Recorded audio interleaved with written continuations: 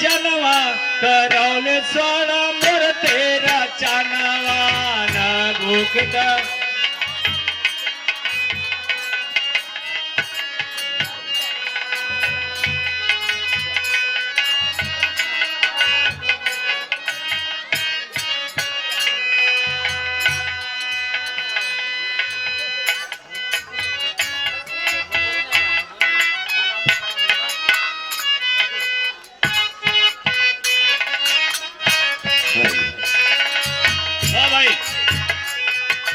गुगुदले सर रजनवा करौल सर मूर्ति राचनवा गातने सर रजनवा करौल सर मूर्ति रचनवा। क्या है जब स्वर्ण मूर्ति का रचना कराया बनाया हाथ मूर्ति की रहला ऊंचाई साठ हाथ मूर्ति को जो दानियल भेद को बताया नबूकदनेस्सर ने 60 हाथ मूर्ति की लंबाई को बनाया। अरे 60 हाथ मूर्ति के रहला ऊंचाई 60 हाथ मूर्ति के रहल ऊंचाई 60 हाथ मूर्ति के रहल ऊंचाई। रहल ऊंचाई भैया रहल ऊंचाई रहल ऊंचाई हो रहल ऊंचाई रहल ऊंचाई। भैया वो मूर्तिया के 60 हाथ ऊंचा रहे लेकिन और का अरे 6 हाथ में जे कर बाचा वड़ाई 6 हाथ में जे कर बाचा वड़ाई 6 हाथ में जे कर।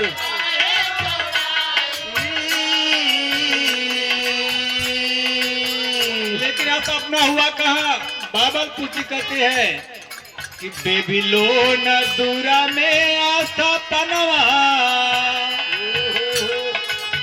या बेबीलोन। तो भैया सबके जान के मोह होला सबके अपना अपना जीवन के मोह होला और डर बस सारे लोग माने खातिर तैयार हो गए। इसे लाइन में लिखल गए कि हुकुम के कैले पालनवा।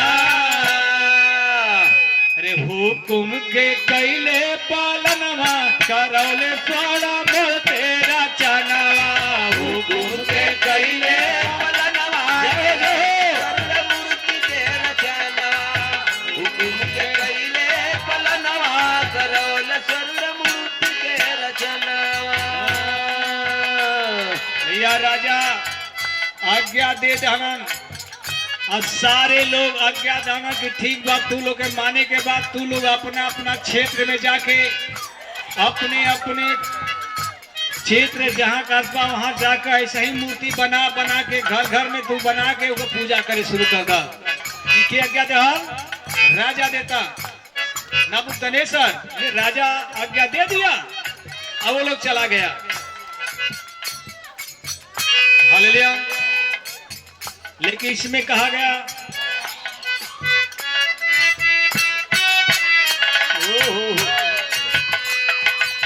हाँ भाई तब वहां वो लोग अपना अपना जाके अपना अपना क्षेत्र में जो जहां जहां बा जो डीएम बा अपने जिला में जाके मंडल में जे भी बा वो हिसाब से जाके अपना पहले के जमाने में देखा तो डूगी पीटल जाते रहे कौनो मैसेज देवे खातिर बुलावा भेजे खातिर राजा के द्वारा गांव-गांव में डूगी नगाड़ा पीट पीट के बतावल जाता रहे।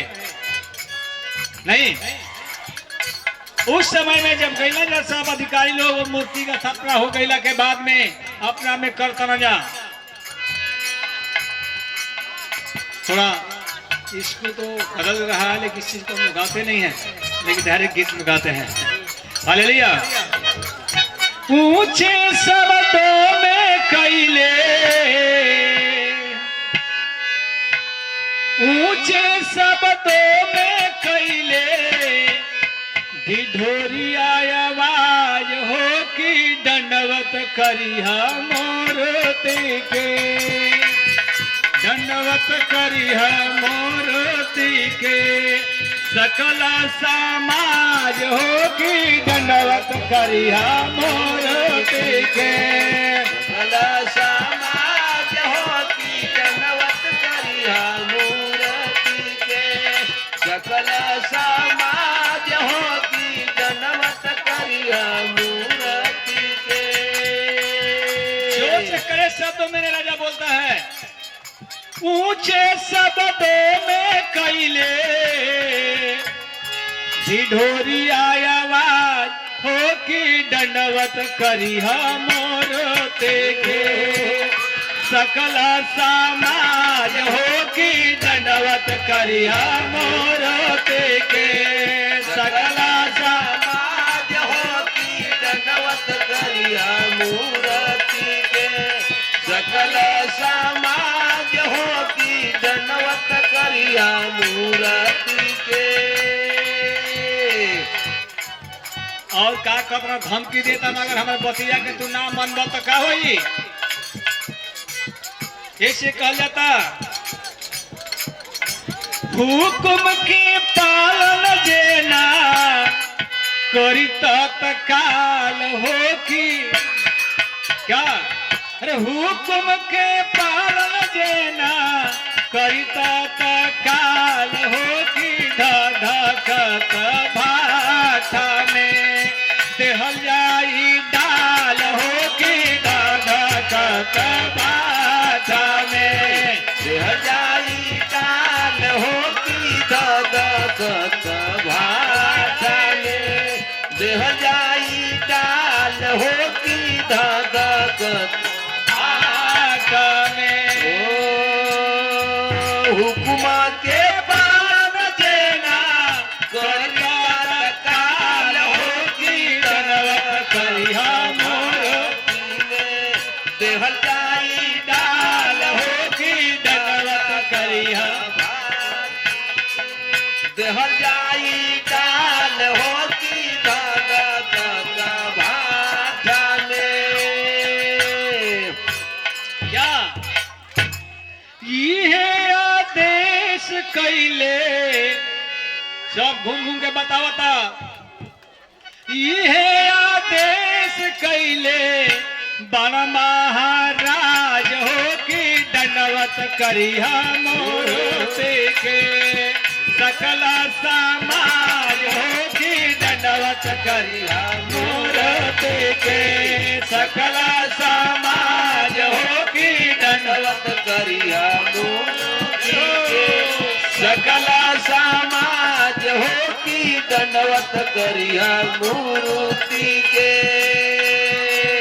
भैया सब एक कोशिश करी जब राजा जेवना देश को राजा बा मालिक बा अगर वो अपने प्रजा के आज्ञा देता अगर वो आज्ञा के पालन ना करब जा तो सबके कहता कि नाई करब तो भट्ठा में तक झोंक दल जाए तो सबके अपने जान के मोह होला वही घड़ी से ये मूर्ति के बना के पूजा करे के काम घर घर में हर शहर में चालू हो गए क्या हो गया चालू हो गया लेकिन ये फल हम लाएंगे कैसे फल लाने वाला एक साधारण व्यक्ति नहीं होगा फल लाने वाला आराम से कोई फल लेके नहीं आएगा हालेलुया ये फलवा लावे खातिर बड़ी मेहनत करे के पड़ेला बड़ी आंसू बहावे के पड़ेला बड़ी दुख उठावे के पड़ेला आज यहाँ जितना लोग देखल जाता ऐसे ही कोई चल आयल होइल बा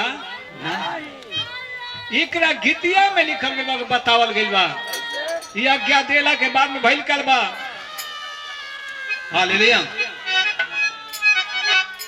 जब सब कोई आज्ञा दे दहला सब मूर्ति पूजा करे लगा लेकिन वही में परमेश्वर के माने वाला भी कुछ रहन हो कहना ये तो गड़बड़ बा हो ये तो हमसे होखे वाला बा हो नहीं अजय आज्ञा के नाम मानत हो राजा के बड़ा करीबी रहे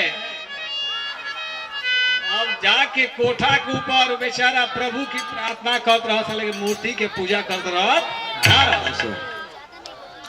लेकिन हमने के सथवा में रहे वाला जैसे शकुनी अगरी हो गए बना चुगलई करे वाला बना हेजी के बाद हो जा के बाद ये सेवक के रूप में बन के करे वाला बनल। वो गई उनके प्यादे लोग ही देखल, अरे बाप रे बाप, राजा तो इनके बड़ा प्रेम से माना दादा देता ना, ये राजा के बतिया मानत नहीं का, यदि कंप्लेन कर दे तो इनका सफाया हो जाए, कुर्सिया पर हम बजे। ये कैलस का ये गीत में लिखे पड़ल, यहूदियों का कैले चुगलैया जाके एगो कसदी मुदैया, यहूदियों का कैले चुगलैया जाके एगो कसदी मुदैया, यहूदियों का कैले चुगलैया जाके एगो कसदी मुदैया हो, कसदी मुदैया, कसदी मुदैया हो, कसदी यहूदी के कैले चुगलैया जाके एगो कसदी मुदैया, यहूदी के कैले चुगलैया जाके एगो कसदी मुदैया। और का भैया ये लगला जाकर फोरवा शुरू हो गईलन, ये धर्मशास्त्र में पढ़ के देख ले जा रहे, हुआ सब गलत तो नहीं ना बोला, धर्मशास्त्र में लिखल रखी नहीं, यहूदियों का चुगलई कौन कर रहा है, वो कसदी मुदैया करने लगा। और क्या कहा इसमें, अरे सोन के बिफार उठा देह आग लागे, सोन के बिफार उठा देह आग लागे, सुन के बिफार उठा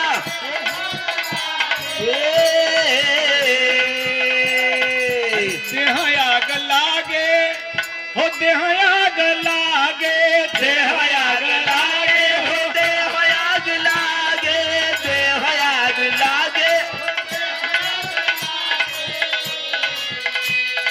भैया अगिया कैसे लागत रहे, जैसे अभी हर लोग को लागता, ओकरा बैठल बा वहू लोग कभी अगिया लागता, बस कि नहीं। जब राजा के पास जाके ओकर बयान लगना लोग बतावे तो राजा गुस्सा में उबाल दिया गया।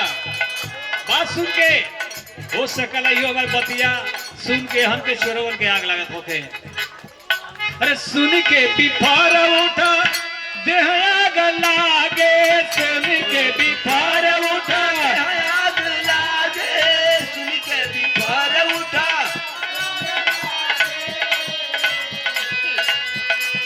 देह आग लागे, भैया देह आग लागे, आग लागे, होते हैं आग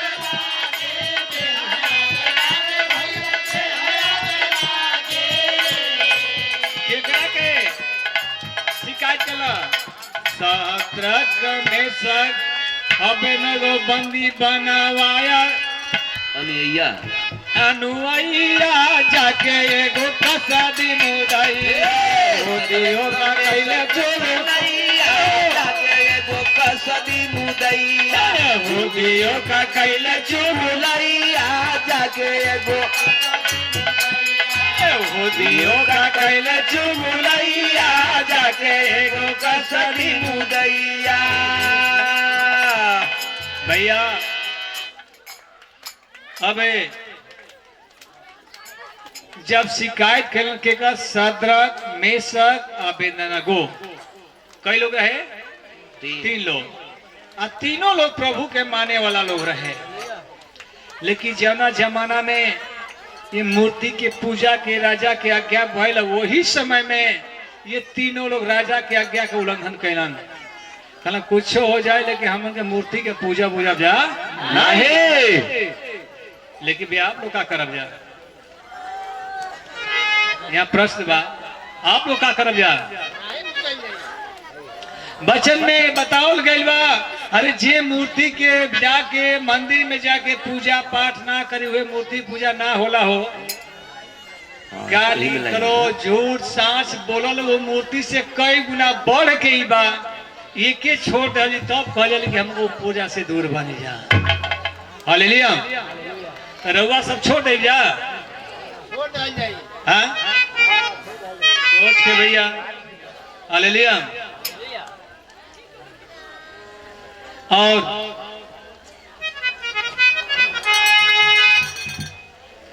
जब इतना भय और राजा वो लोग के बुलवा लेते ना, बुलावा हमारा सामने।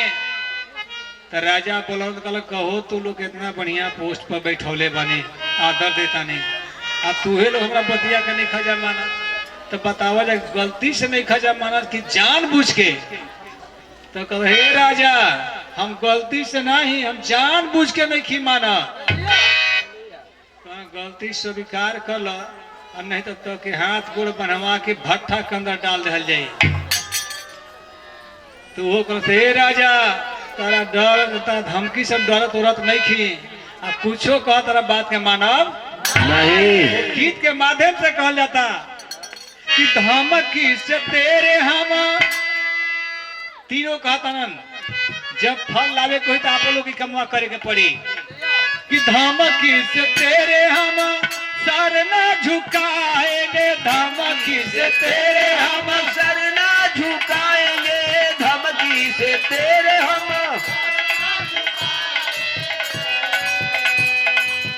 धमकी से तेरे हम सर न झुकाएंगे, धमकी से तेरे हम सर ना झुकाएंगे, धमकी से तेरे हम सर ना झुकाएंगे।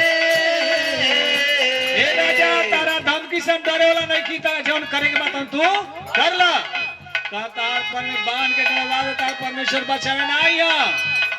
ये लोग कहता ना कि मेरे परमेश्वर हर संकट से बचाए, मेरे परमेश्वर हर संकट से बचाएंगे, मेरे परमेश्वर हर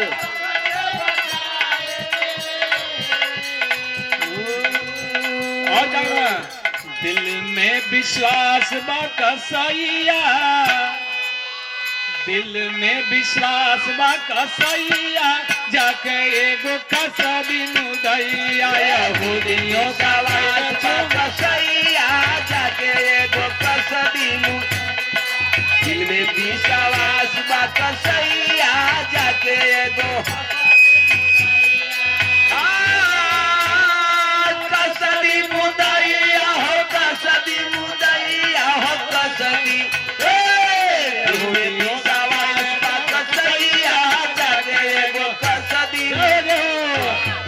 विश्वास बा कसैया, जाके एगो कसबी मुदैया।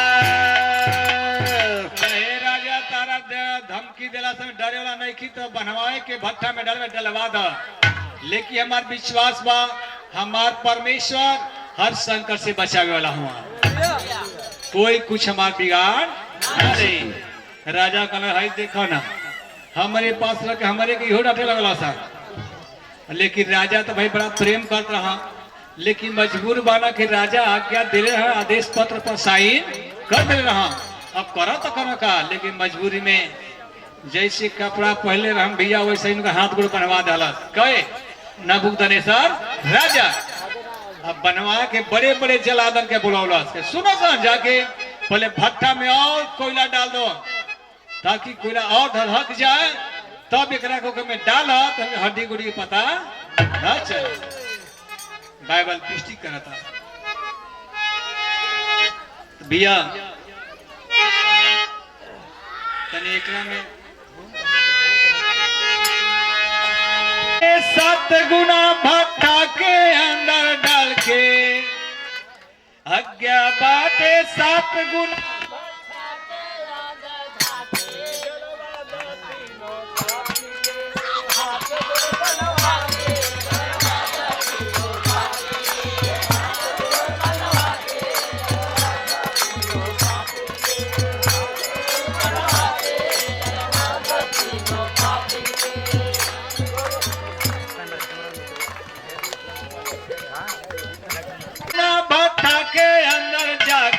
डलवा द तीनों पापी के, हाथ गोड़ बनवा के डलवा द तीनों पापी के, हाथ गोड़ बनवा के डलवा द तीनों पापी के, हाथ गोड़ पापी के, हाथ गोड़ बनवा के डलवा द तीनों पापी के, हाथ गोड़ बनवा के डलवा द तीनों पापी के। भैया आज्ञा दे रहन, अब उनका सैनिक बांध के लेके चल रहन कहा वो भट्ठा में डाले खातिर। भैया वहां बड़ा चमत्कार भइलो। का भाई वहां जी तीनों व्यक्ति के सदरक मेसक अबेदनगो तीन है। अब तीनों के हाथ गोड़ बनवा दल गए कि बिचवा बाज बुझ के भागे न पावा सब। उनके अगिया में झोंके जवन जवन पीर गईले। अगिया में झोंके झोंके जवन पीर गईले। अगिया में झोंके झोंके जवन पीर गईले। ध्यान सुनिया कि अगिया में झोंके झोंके जवन पीर गईले। अगिया में झोंके झोंके जवन पीर गईले। अगिया में झोंके झोंके जवन पीर गईले।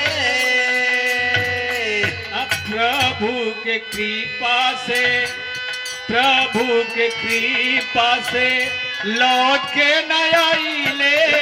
प्रभु के कृपा से लौट के न आइले। प्रभु के कृपा से लौट के न आइले। क्या होता भैया जो तीनों के झोंके खातिर जौन सिपाही चला जौन जात रहा वो के झोंके खातिर गईला, लेकिन तीनों के झोंके खातिर जे गई रहे वो लौट के आयल हुई।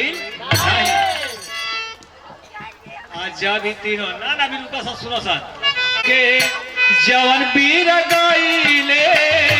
अगिया में झोंके झोंके झोंके जवन पीर गईले। प्रभु के कृपा से लौट के न आइले।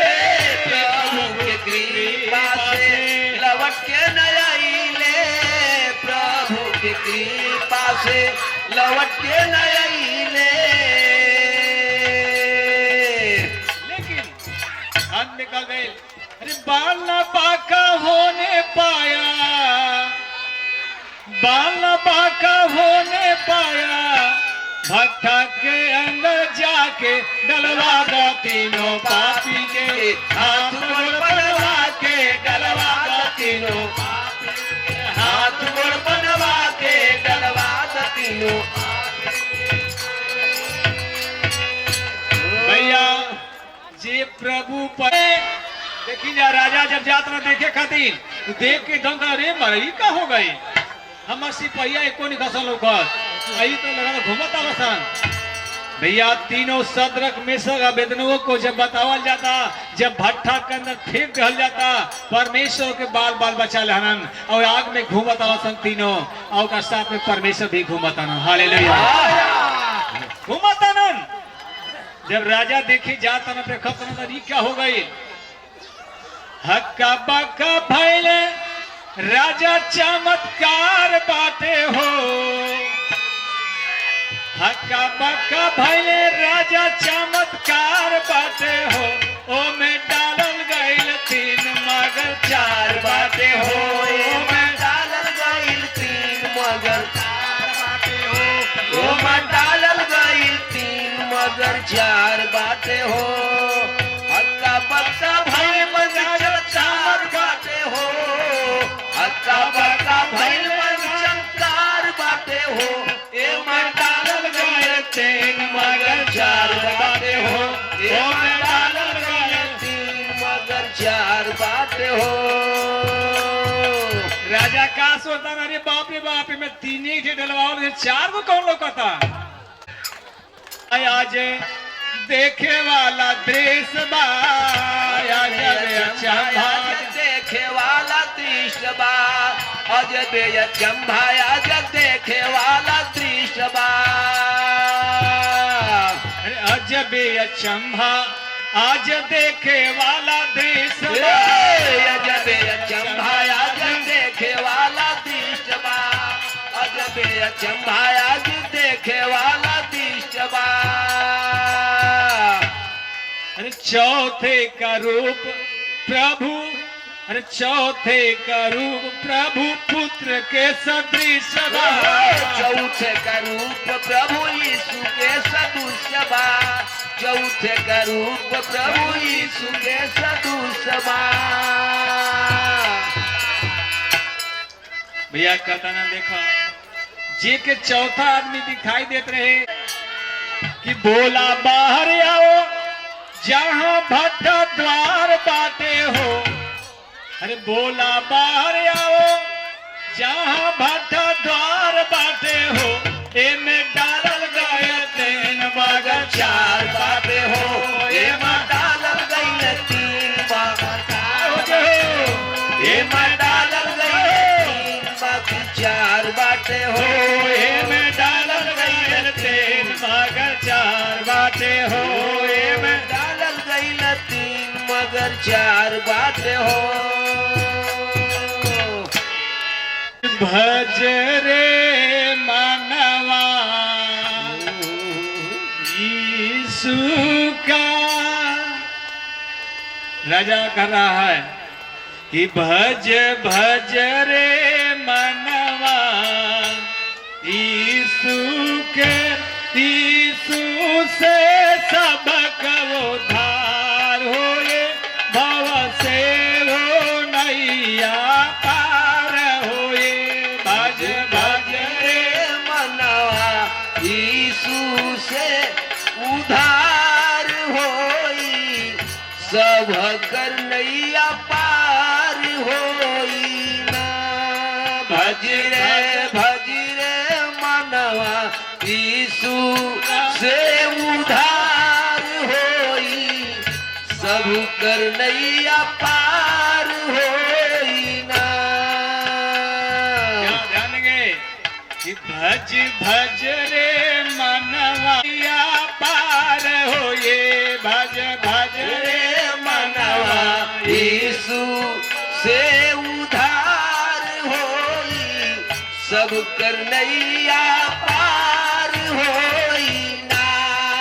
भज ले मनवा यीशु से उधार होई सब कर नैया पार होई ना। भैया सारे बहन लोगों से निवेदन बा आपके ध्यान ऊपर है कि चाहे न कि ओकरा पर नहीं। आंख बड़ा तेज बा सबके देखा था कि का करा था। और का बाबा जो मांगे दास देता है आगों से बचा भी लेता है। जो मांगे दास देता है आगों से बचा लेता है। जो मांगे दास देता आगों से बचा लेता है। वह धन भरोसे जो उसके। राजा कहते हैं जो धान्य भरोसे जो इसके उसका नैया मददगार होए भव से ही नैया पार होए। भज भज रे मनवा यीशु से उधार होई भव से नैया पार होई ना। भज रे मनवा यीशु से उधार होई सब कर नैया पार होई ना। और क्या कहता राजा तो डूगी पिटवा के कहवा था लेकिन अंतिम में खाली वही तीनों लोग से कहा था ना। लेकिन वो अपना अधिकारी क्या किया ना कहता ना सुना जा हम गलती कैले बन तू माफ कर दो। परमेश्वर हम गलती के माफ कर दो। लेकिन अब कहता नहीं हम कि घर घर में यीशु का पूजा हो इसके सिवा न दूजा हो। घर घर में यीशु के पूजा हो इस जोग कोई ना दूजा हो। घर घर में यीशु के पूजा हो इस जोग कोई ना दूजा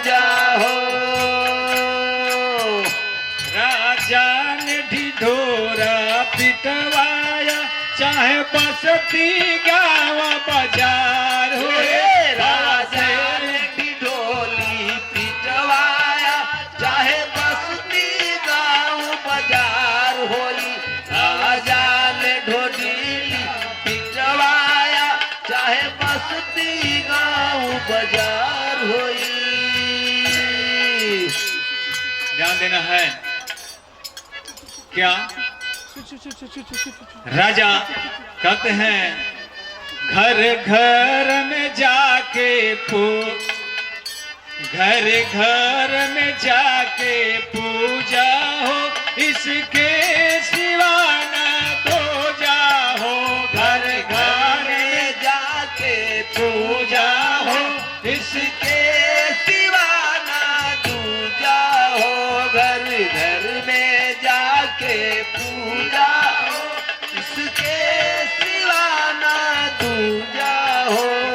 और क्या वो परमेश्वर महान है। उस महान परमेश्वर सिवा जगत में कोई नहीं है। तब अंतिम में कहा जाता है कि राजा ने ढिढोरा पिटवाया, चाहे बसती गाँव बाजार होए। भव से नैया पार होए। राजा ने ढिढोली पिटवाया, चाहे बस्ती गाँव बाजार होई। उस भूकर नैया पार होई। राजा ने ढिढोली पिटवाया, चाहे बस्ती गाँव बाजार होई। भव से नैया पार होई। हालेलुया।